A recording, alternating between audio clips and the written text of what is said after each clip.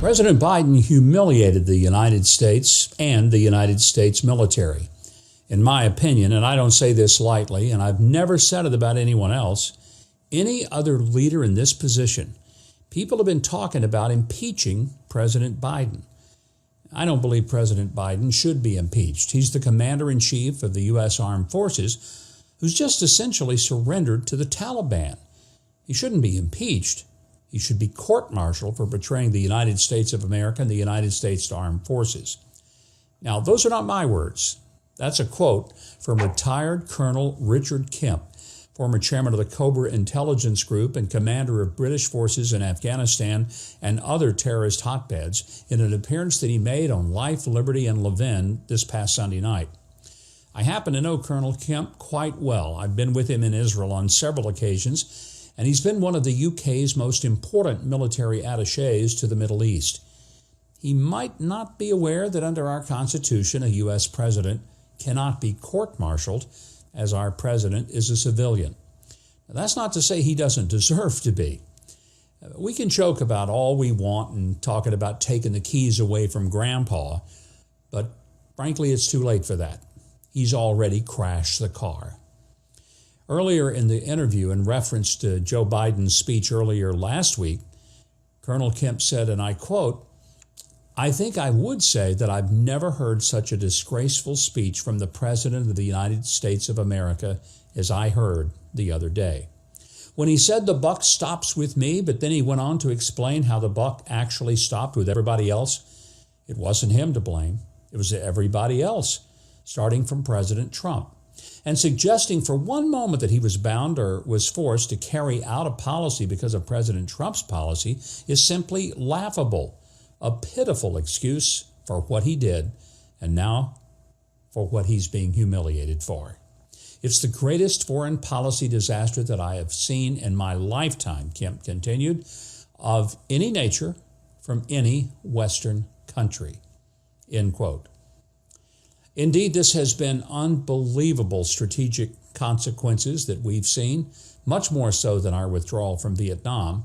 And Colonel Kemp pointed out that Biden focused in the first 7 months of his presidency on reversing so many other Trump policies. When he came into office, he was presented with various options. He didn't have to do this. It's not anyone else's fault, he said. It is the fault of the President of the United States of America. It was in accusing Afghan forces of cowardice that Biden committed, as Colonel Kemp put it, a, quote, national disgrace, end quote. 50,000 Afghan fighters have been killed in action against the Taliban over the past 7 years. That's about 2/3 the size of the current British Army. Those fighters were doing most of the dying in Afghanistan, and what Biden said is simply despicable. Biden pulled the rug out from under the feet of the Afghan soldiers. Their entire resistance strategy had depended upon our air and logistics support. Biden abandoned them, and that was a devastating blow to their morale. They knew at that point they would never prevail. It was after doing this to them that Biden accused them of cowardice. As a former fighter himself, Kemp said he was horrified by that. He sees the consequences of what Joe Biden has done as absolutely devastating for the whole of the Western world, single-handedly destroying the credibility of NATO at a time when the terrorist threat is greater than it was at 9/11. Quote, "Jihadists around the world have been celebrating," end quote. He added that that includes the president of Pakistan, who should be celebrating because Pakistan significantly funded the Taliban throughout the conflict, while at the same time being paid vast amounts of money by America and Britain. They are reinvigorated by this, Kemp said, and will launch attacks all over the world. They know there's no fear of Western intervention now. They know that, and so they'll even be bolder than ever before. Russia and China, they're also celebrating this failure.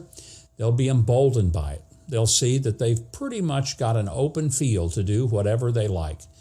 And as I said last week, any other nations that we might want to bring to our side, they're going to think twice for fear that we would just be fair weather friends.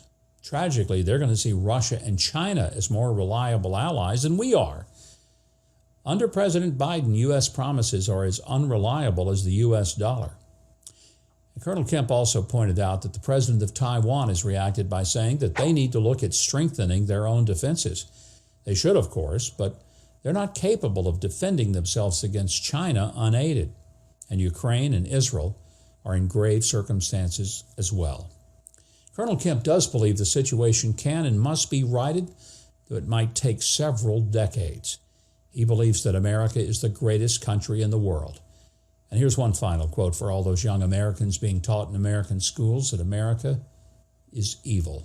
The world cannot afford for that status and that position of leadership and all the good it's done around the world, decade after decade. I don't think we can allow that to go. So it's obviously the action resulting from this is obviously a decision for the United States of America. But I, as a Brit, would certainly encourage the people in the United States of America to turn this situation around. And you ain't going to turn it around with the people at the helm who are there now. Now, court-martialing Biden would be a great start to keeping our status in the world, and I wish we could do it. But it's that whole disreputable crew, the Democrat leadership, that's responsible for getting Biden and Kamala Harris nominated, for knowingly covering up his cognitive inadequacy, for changing rules to make it easier to elect him, and to essentially run his administration. As far as I'm concerned, they've all betrayed America, and they all need to go. I promise I'll give an update later in the week about the newest developments, but meanwhile, I hope you'll leave a like and a comment if you thought watching this video was a good use of your time.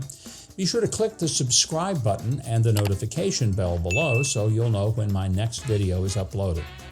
If you want more of my takes on the news of the day, be sure to sign up for my newsletter on MikeHuckabee.com. You can get them delivered right to your email inbox twice a day, and I promise it's all absolutely free.